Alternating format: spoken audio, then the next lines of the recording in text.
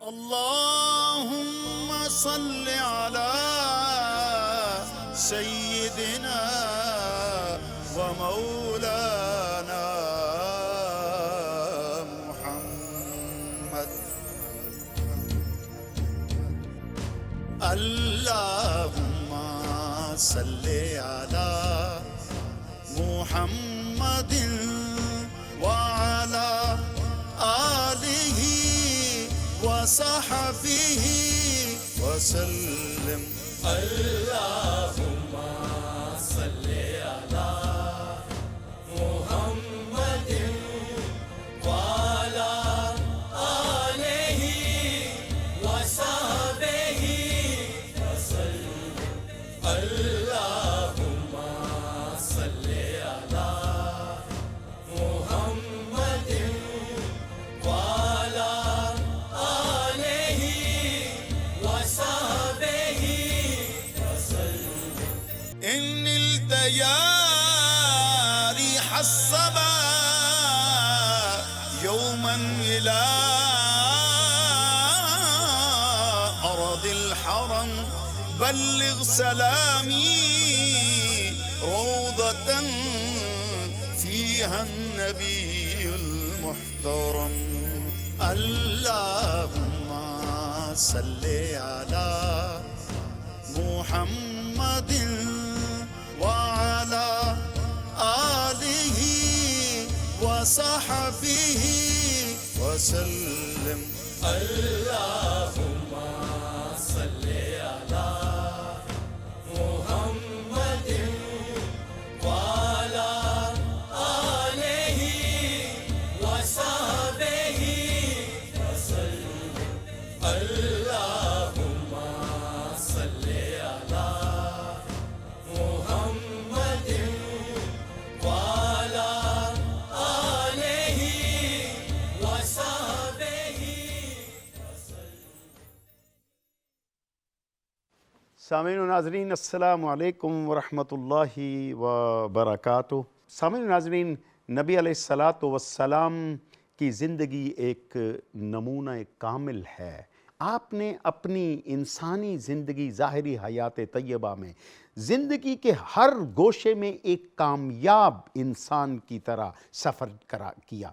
آپ ایک تاجر بھی تھے، معلم بھی تھے، آپ سپہ سالار بھی تھے، قانون دان بھی تھے، آپ ایک باپ بھی تھے، آپ ایک شوہر بھی تھے، آپ ایک پڑوسی بھی تھے، آپ ایک دوست بھی تھے، اور زندگی کے تمام گوشے جن میں نبی علیہ الصلاۃ والسلام کی ذات اقدس کی ہمیں جھلک نظر آتی ہے، یہ سب ستارے میرے آقا کے قدموں سے اڑی ہوئی خاک کے سے ملے ہیں، اور ہم ان ستاروں سے ہدایت پاتے ہیں.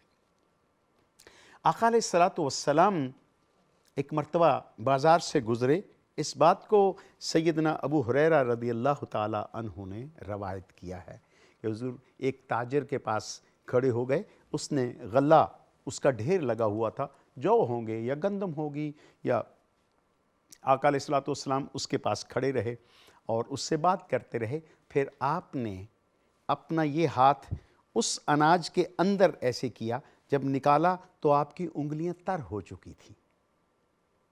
تو نبی رحمت صلی اللہ علیہ وسلم نے اس سے پوچھا، یہ میری انگلیاں تر کیوں ہوئی ہیں؟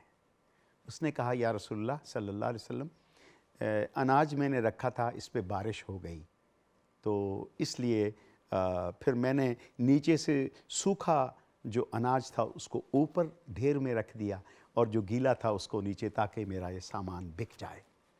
اللہ کے نبی صلی اللہ علیہ وسلم نے فرمایا، تو نے بہت ظلم کیا، تجھے چاہیے تھا کہ اسی طرح رکھتا اور اپنے جو گاہک ہیں، خریدار ہیں، ان کو بتاتا کہ صاحبو یہ گندم ہے یا یہ جو ہے، اس پہ بارش کے پڑی اور اس کی وجہ سے یہ گیلا ہو گیا ہے، اتنے پر تو اس کا وزن بڑھ گیا، تو آپ اس میں سے اتنا نکال کے باقی میرے ساتھ سودا کر لیں، یا اس کی قیمت میں کچھ کمی کر کے سودا کر لیں، تاکہ یہ وزن میں جب سوکھ جائے تو آپ کو گھاٹا نہ پڑے. لیکن تم نے ایسا نہیں کیا، تم نے جان بوجھ کے اپنے اناج کی اس جو نقص تھا اس کو چھپایا، اور لوگوں کا، خریداروں کا نقصان ہونے کا احتمال ہوا. پھر آقا علیہ الصلوۃ والسلام نے فرمایا، سب سے زیادہ جو سزا اور شدید سزا کے بارے میں اللہ رب العزت نے جن کی پکڑ ہوگی، ان میں بددیانت تاجر سر فہرست ہوگا، بے عمل عالم سر فہرست ہوگا، اور بے شمار باقی لوگ۔ لیکن بددیانت جو تاجر ہے، اس کی ایک حرکت کی وجہ سے اگر وہ ملاوٹ کرتا ہے تو اس کا مطلب ہے کہ وہ نقص والی اشیاء بیچتا ہے، پوری سوسائٹی بیمار ہوتی ہے۔ اگر وہ گیلی کوئی چیز بیچتا ہے تو وہ جب سوکھ جاتی ہے تو اس کا خسارہ پھر خریدار کو ہوتا ہے۔ اگر وہ دودھ بیچتا ہے اور اس میں پانی ملا کے بیچتا ہے تو وہ بھی خسارہ خریدار کے لیے اور بیماریاں اس کے بچوں کے لیے ہیں۔ اس لیے نبی علیہ السلام نے فرمایا سب سے پہلے جنت میں تاجر جائے گا جو دیانتداری کے ساتھ کام کرتا ہوگا، اور دوزخ میں بھی تاجر ہی جائے گا جو بددیانتی کے ساتھ، ملاوٹ کے ساتھ، دھوکے کے ساتھ اپنے خریداروں کو اپنے جال میں پھنساتا ہوگا۔ اللہ کے رسول صلی اللہ علیہ وسلم نے خود اپنے لیے تجارت کو پسند فرمایا۔ حضور خود تاجر تھے۔ حضور آقا علیہ السلام تجارت کا مال لے کر ملک شام یا یمن یا ادھر جاتے تھے باہر، اور جا کے اپنی تجارت کر کے مال بیچ کے لے کے آتے تھے۔ حضرت خدیجۃ الکبریٰ نے اسی لیے آپ کی دیانتداری، آپ کی معاملہ فہمی، آپ کے سوچ بچار ادراک کے اس لیول کو دیکھ کے آپ نے کہا تھا کہ یہ میں آپ کو تجارت کا مال دے دیا کروں گی، آپ بیچ کے میرا حصہ مجھے دے دیا کریں، اپنا حصہ خود۔ اور اس سے متاثر ہو کے، آپ کی دیانتداری سے، آپ کے تجارت کے اصولوں سے متاثر ہو کے پھر آپ نے پیغام بھیجا کہ میں آپ کو شادی کا پیغام بھیجتی ہوں، کیا آپ میری اس گزارش کو قبول کریں گے؟ تو آقا علیہ السلام نے قبول کیا۔ حالانکہ اس وقت نبی رحمت صلی اللہ علیہ وسلم کی عمر مبارک 25 برس تھی، اور حضرت خدیجۃ الکبریٰ جو جنہیں خدیجہ بنت خویلد کہا جاتا ہے وہ 40 برس کی تھی۔ آقا علیہ السلام نے اس جو تفریق ہے اس کو بھی ختم کر دیا۔ ہمارے ہاں یہ بڑا بات بھی کی جاتی ہے، وہ جی اس کی بچیاں یا فلاں شخص کی بچی، اس کے بال سفید آ گئے۔ بھائی یہ کیا چیز ہوئی؟ اللہ کے نبی صلی اللہ علیہ وسلم جو کہ اس وقت عربوں میں آپ سا خوبصورت اور حسین، عرب کیا پوری کائنات میں، اللہ کی پوری مخلوقات میں کوئی نبی علیہ السلام سے زیادہ وجیح، خوبصورت اور پرسنالٹی وائز اتنا خوبصورت بندہ نہیں تھا۔ آپ نے ایک مرتبہ نہیں کہا کہ میں 25 سال کا ایک ابھرتا ہوا نوجوان ہوں اور ان کی جوانی نہیں، ایسا نہیں کیا۔ تو یہ بھی ایک پہلو اس میں سے نکلتا ہے جو ہماری سوسائٹی میں، لیکن چونکہ ہمارا موضوع تاجر کے ساتھ ہے کہ انداز تجارت کیا ہونا چاہیے، آقا علیہ السلام نے ایک مرتبہ اونٹوں کا سودا کیا، اور آپ کو کے نالج میں نہیں تھا کہ ایک اونٹ ان میں سے دم کٹا ہے، اس کی دم کٹی ہوئی تھی۔ جب آقا علیہ السلام کو پتہ چلا کہ جو اونٹ فروخت کیے گئے ان میں ایک اونٹ کی دم کٹی ہوئی تھی، لہٰذا قیمت کے اعتبار سے اس کی قیمت کم بنتی ہے، تو نبی علیہ السلام نے اپنے لوگوں کو بھیجا، جاؤ ان قافلے والوں کو بلا کے لاؤ اور ان سے کہو کہ جتنے پیسے آپ کہتے ہو اس نقص کے عوض میں واپس کرتا ہوں۔ تو جب وہ لوگ آئے تو انہوں نے کہا کہ ہمیں تو ابھی تک پتہ نہیں چلا تھا، آپ نے کیوں؟ آپ نے فرمایا میں دنیا میں دیانتداری اور ایمانداری کی تجارت کو رواج دینے آیا ہوں، میں اللہ کا نبی ہوں، یہ میرے منصب کے خلاف ہے کہ جس چیز کا مجھے پتہ چل جائے اور میں اسے اپنی اس تجارت کے معاملے سے اس کا کوئی حل نہ نکالوں۔ تو ان لوگوں نے کہا کہ اے اللہ کے حبیب صلی اللہ علیہ وسلم، آپ اتنے کریم اور دیانتدار ہیں کہ ہم نے پیسے ادا کر دیے، ہم جا چکے، آپ نے پھر ہمیں بلایا۔ لہٰذا انہوں نے اسلام قبول کیا اور واپس جا کے اپنے قبیلے والوں سے کہا، قبیلے والوں اس کا کلمہ پڑھ لو۔ وہ تو اتنا دیانتدار اور کریم النفس ہے کہ اونٹ فروخت کرنے کے بعد جب اس کے ذہن میں بات آئی یا اسے بتایا گیا کہ ان میں اونٹ ایک نقص والا تھا، تو اس نے اپنے لوگوں کو ہماری طرف بھیجا، واپس بلایا اور کہا جو قیمت آپ لگاتے ہو اس اونٹ کی وہ میں لینے کو تیار ہوں۔ تو کہا قبیلے والوں اس کا کلمہ پڑھ لو، اس کی دیانتداری اور اس کی خلق کی تلوار سے کوئی نہیں بچ سکے گا، اس لیے کہ وہ اتنا بلند کردار ہے کہ جو اپنے روزمرہ کے کاموں میں اتنی ملاوٹ پسند نہیں کرتا، وہ آپ کے ساتھ دھوکہ کیوں کرے گا؟ وہ تو آپ کو اللہ کی طرف بلانے کے لیے آئے۔ تو نبی علیہ السلام نے تجارت میں انداز جو اپنایا، عربوں میں وہ رواج ہوا، اور پھر لوگوں نے جا کے لوگوں کو بتانا شروع کیا یہ مال میں نقص ہے، یہ میرے اس میں کمی ہے، یہ اس معیار کا نہیں ہے۔ یہ آج بھی آپ مدینہ منورہ یا مکہ میں چلے جائیں، کھجوریں لینے جائیں نا تو وہ کہتے ہیں یہ اجوا ہے جی، یہ اے گریڈ ہے، یہ بی ہے، یہ سی ہے، یہ ڈی ہے۔ ٹھیک ہے، اگر ہم اپنے ہاں آ کے سوچیں ہماری سوسائٹی میں، تو ہم تو چھہارے بھی ملا کے کھجوریں بنا کے بیچ دیتے ہیں، لیکن ان میں چونکہ یہ بات ان کے خمیر میں ہے، یہ بات ان کے ماحول میں ہے کہ تجارت کرتے وقت ہم نے کسی کو دھوکہ نہیں دینا، تجارت کرتے وقت کسی سے۔ میں نے میرا کافی کوئی 18 برس میں سعودی عربیہ اور مڈل ایسٹ میں رہا، میرا ان لوگوں سے بڑی کئی اور ان میں کچھ کمیاں ہوں گی، لیکن زائرین کے ساتھ جو تاجر، ہاں جو اجانب یا اجنبی لوگ وہاں آ کے چھوٹی چھوٹی دکانیں کرتے ہیں وہ بعض اوقات، لیکن جو صحیح تاجر ہیں جن کو میں نے دیکھا ہے ان لوگوں میں آج بھی اس کردار کی جھلک نظر آتی ہے۔ لیکن میں سوچتا یہ ہوں کہ 22 کروڑ عوام ہے، اس میں چھوٹے بڑے ریڑھی والے، دکان والے، ٹھیلے والے، تاجر والے، تھوک والے، پرچون والے ملا کے لاکھوں کی تعداد میں دکاندار ہوں گے۔ کیا وجہ ہے کہ جب رمضان شریف آتا ہے تو ہمارے ہاں چیزیں بازار سے غائب ہو جاتی ہیں، اور جب بکتی ہیں تو دگنی قیمت پہ آتی ہیں؟ کیا ہمارے اندر ایمان نہیں ہے؟ کیا ہمارے اندر وہ غیرت ایمانی نہیں ہے جو ہمیں منع کرے کہ نہیں؟ اللہ کے نبی صلی اللہ علیہ وسلم نے فرمایا، جب پوچھا گیا کہ ذخیرہ اندوزی کے بارے میں بتائیں، تو آپ نے فرمایا کہ ایک ذخیرہ وہ ہے کہ جو کوئی زمیندار وہ اپنی فصل پیدا کرتا ہے، اس کو پھر سٹور کرتا ہے، تو وہ اس کی مرضی ہے کہ اب بیچے کہ 6 مہینے کے بعد بیچے، وہ ذخیرہ اندوزی گناہ کے اس میں نہیں آتی، اس لیے کہ وہ اس کا مالک ہے۔ لیکن وہ تاجر جو ذخیرہ اندوزی اس لیے کرتا ہے کہ سوسائٹی میں قحط پھیل جائے گا، چیزیں کم ہو جائیں گی اور میں زیادہ قیمت کر کے بیچوں گا، اور لوگوں کی اس مجبوری سے میں اپنی تجوریاں بھروں گا۔ آقا علیہ الصلوۃ والسلام نے فرمایا اس کی دولت، اس کی زندگی، اس کا عمل جہنم کا ایندھن ہے۔ ہمارے اندر یہ سوچ کیوں پیدا نہیں ہوتی؟ میں یہ نہیں کہہ سکتا، آپ بھی یہ نہیں کہہ سکتے کہ تمام تاجر اسی طرح کے ہیں، ایسا نہیں ہے، لیکن اکثریت جو ہماری سوسائٹی میں، جو ہم روز جن لوگوں سے ہمارا واسطہ پڑتا ہے، پالا پڑتا ہے نا، ان میں یہی ہے۔ آپ ٹھیلے والے کو لے لیں، آپ پھل لینے چلے جائیں، وہ اوپر صاف صاف رکھے گا اور پیچھے داغدار رکھ کے 2-4 دانے اچھے اور 2 خراب ڈال کے آپ کو دے دے گا، مول تول میں آگے پیچھے کرے گا۔ مطلب یہ ہے کہ ٹھیلے والے سے لے کے آپ کسی بڑی دکان پہ چلے جائیں اور ڈالر کا پتہ چلے کہ ڈالر کو 10 روپے کی چھلانگ لگ گئی ہے، ان نے ڈالر میں خریدا بھی نہیں ہوتا، پہلے کا پڑا ہوتا ہے۔ اگلے دن آپ جائیں تو وہ کہیں گے سر ڈالر 10 روپے بڑھ گیا ہے، لہٰذا اس کی قیمت 2 روپے زیادہ ہو گئی ہے۔ یہ وہ ناجائز طریقے ہیں، یہ وہ ناجائز انداز تجارت ہے جو صرف اور صرف جہنم کا ایندھن ہے۔ قابل نفرت ہیں وہ لوگ جو اپنے سوسائٹی، اپنے معاشرے کے لوگوں کا گلا کاٹتے ہیں اور دولت جمع کرتے ہیں، اور پھر اپنے اللہ کو راضی کرنے کے لیے عمرے کا ویزا لگواتے ہیں، احرام باندھ کے مکہ مکرمہ اور مدینہ منورہ چلے جاتے ہیں۔ اللہ کے فرشتے ان کے لیے ان کی دعاؤں کو، ان کی عبادات کو لعنت کا طوق بنا کے ان کے گلے میں ڈالتے ہیں۔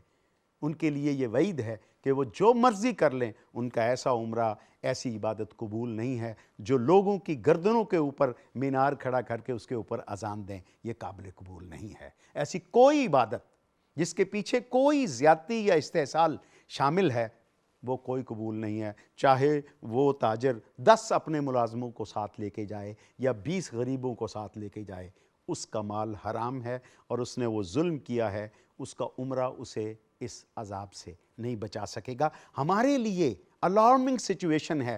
آپ یقین مانیں، یو ایس اے میں ہمارے ایک دوست ہیں، انہوں نے بتایا کہ ایک صاحب انڈیا یا پاکستان سے آئے تھے، تو وہ کسی دکان پہ گئے اور انہوں نے شہد دیکھا اور لینا چاہا، تو دکاندار سے پوچھا از اٹ پیور؟ تو دکاندار نے حیرت سے ان کی طرف دیکھا، وٹ ڈو یو مین؟ تو اس نے کہا کہ بھائی، اس کے دوست نے کہا یہاں یہ کویسچن کیوں پوچھ رہے ہو؟ شہد کا مطلب ہے شہد، وہ اصلی ہوتا ہے، وہ نقلی نہیں ہوتا. اس لیے اس کو حیرت ہوئی ہے کہ کیوں پوچھا اس نے کہ یہ پیور ہے یا نہیں پیور. تو یہ تو سوال جو ہے یہ ریلیونٹ نہیں تھا تمہاری خدمت. یہ حالت ہے ہمارے اور ان کے معیار کا. اور ہمارے ہاں دکاندار اللہ کی قسم، قرآن کی قسم، خدا کی قسم، کعبے کی قسم، قسمیں کھا کے ایک دوسرے کو داؤ لگا جاتے ہیں. یہ صورتحال جو ہے بڑی خطرناک ہے، اور ہمیں اس سے نکلنے کے لیے اپنے آپ کو، اپنی تجارت کو پاک کرنا ہوگا. کوئی سوال اس سے جڑا ہوا؟ جی. ہمارے ہاں اشیاء خوردونوش میں ملاوٹ بہت عام ہو چکی ہے، تو ملاوٹ کے بارے میں اسلام کے کیا احکامات ہیں؟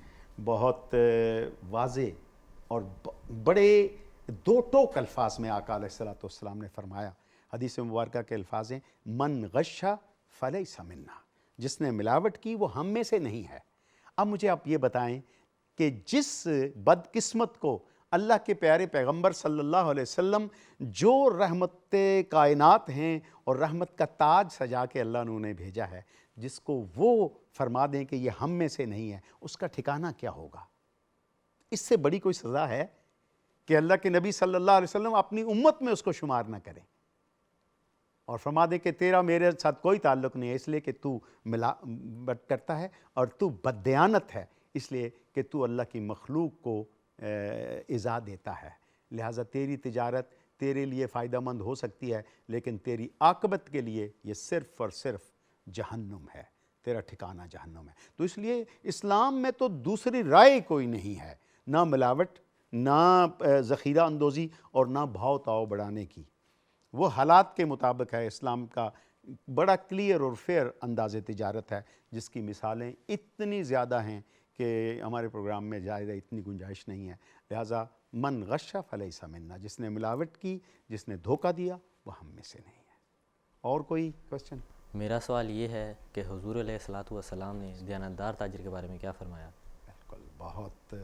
آقا علیہ السلام نے جہاں بددیانت تاجر کے بارے میں سزا کے بارے میں ہمیں بتایا ہے، وہیں دیانتدار تاجر کے بارے میں بھی جو خوشخبریاں ہیں، جو بشارات ہیں، جو مبشرات ہیں، وہ بھی آقا علیہ السلام نے فرما دیے. دیانتدار تاجر جو ہے وہ انبیاء کی سنت پہ عمل کرتا ہے، اور جو انبیاء کی سنت پہ عمل کرے اس کے کردار، اس کے کریکٹر کے بارے میں آپ اور میں کیا سوچ سکتے ہیں. اور جو بددیانت تاجر ہے وہ شیطان کا مرید اور خود شیطان کا چیلا ہوتا ہے، اس لیے کہ وہ اپنے نفس کی خاطر دوسروں کو تکلیف میں دیتا ہے. دیانتدار تاجر کے بارے میں آقا علیہ السلام نے فرمایا، دیانتدار تاجر کو اللہ رب العزت نے اتنی طاقت دی ہوتی ہے کہ جس طرح ایک ولی کے ہاتھ میں ایک طاقت ہوتی ہے. وہ اتنا اللہ کے قریب ہوتا ہے کہ وہ جو بات کہے، جو جائز بات چاہے، اللہ تعالیٰ اس سے محبت کرتے ہوئے اس کی باتوں کو پورا کرتا ہے. اب دیانتدار تاجر جو ہے وہ ہم ڈھونڈنے کے لیے اگر نکلیں تو دور دور، جس طرح کوسوں دور کوئی دیا ٹمٹماتا نظر آتا ہے اور باقی اندھیرا، ہماری سوسائٹی میں تو یہی حالت ہے. اب دیکھنا اور پرکھنا، میں آپ کو بتاؤں کہ تاجر صرف وہ تو نہیں ہے جو آپ کے اناج بیچتا ہے، نہیں. تاجر وہ بھی ہے جو کپڑا بیچتا ہے، تاجر وہ بھی ہے جو جوتے پاپوش بیچتا ہے، تاجر وہ بھی ہے جو دودھ بیچتا ہے، تاجر وہ بھی ہے جو کنسٹرکشن کر کے، تعمیر کر کے، گھر بنا کے، فلیٹ بنا کے آپ کو بیچتا ہے. یہ سب کچھ تجارت ہے. جو گلیاں بنانے والا ٹھیکیدار ہے وہ بھی تجارت کرتا ہے. جو ہائی ویز، روڈز بنانے والے ہمارے کانٹریکٹرز ہیں وہ بھی تجارت کرتے ہیں. اب معیار تو یہ دیکھنا ہے کہ وہ کس جگہ پہ آ کے اس عوام کے پیسے کو غبن کرتے ہیں اور گھٹیا مٹیریل استعمال کرتے ہیں، اور لوگوں کے لیے جو ایک سڑک یا ایک راستہ یا ایک تعمیر ہوتا ہے اس میں بددیانتی کر کے اس کے معیار کو تباہ کرتے ہیں. یہ بھی بددیانت تاجر کے اس میں ہی آتے ہیں.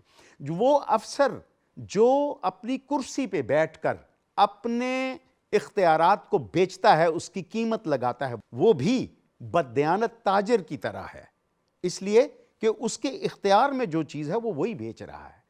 اور وہ شخص جو جوتے گانٹتا ہے، مرمت کرتا ہے، لیکن بڑی دیانتداری کے ساتھ اپنے ٹانکے وہ لگا کے دھاگے کے ساتھ سیتا ہے، وہ اس بڑے تاجر سے کروڑ ہا مرتبہ افضل اور بہتر ہے جو صاحب جبہ و دستار یا صاحب رتبہ ہے لیکن اس کی تجوری میں مال حرام کا ہے.